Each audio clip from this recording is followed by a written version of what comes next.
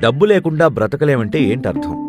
ఓ, డబ్బుంటేనే తిండి కొనగలం, డబ్బుంటేనే సౌకర్యాలు కొనగలం. డబ్బనేది మనం సృష్టించుకున్న ఒక సాధనం. కానీ ఇప్పుడు దాన్నే పూజించడం మొదలుపెట్టారు. అదే దేవుడు అనుకుంటున్నారు. నిన్న సాయంత్రం ఎవరో ఫోన్ చేసి, సద్గురు అంతా పోయింది అంతా పోయింది అని ఏడుస్తున్నారు. ఏం పోయిందమ్మా అంతా అని అడిగాను. లేదండి, నేను స్నానానికి వెళ్ళేటప్పుడు నగలన్నీ తీసి అక్కడ పెట్టాను, ఎవరో తీసుకెళ్లిపోయారు సద్గురు, అంతా పోయింది అన్నారు. అంతా ఏం పోలేదు, అనవసరమైనవి తీసేశారు, అవే పోయాయి. ప్రాణం ఉంది, భర్త ఉన్నాడు, బిడ్డ ఉంది, ఇల్లుంది, తిండుంది, శ్వాస ఆడుతుంది, ప్రపంచం నడుస్తుంది. అంతా పోయింది అంతా పోయింది అంటే ఏంటర్థం? అంటే మన ఆలోచన ధోరణిలోనే ఒక తప్పుడు వైఖరి ఉంది. డబ్బనేది ఒక చిన్న సాధనం. మన అవసరాలు తీర్చుకోవడానికి అది అవసరమే.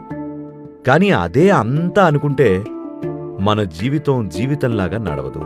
జీవితమే ఒక వ్యాపారమైపోతుంది.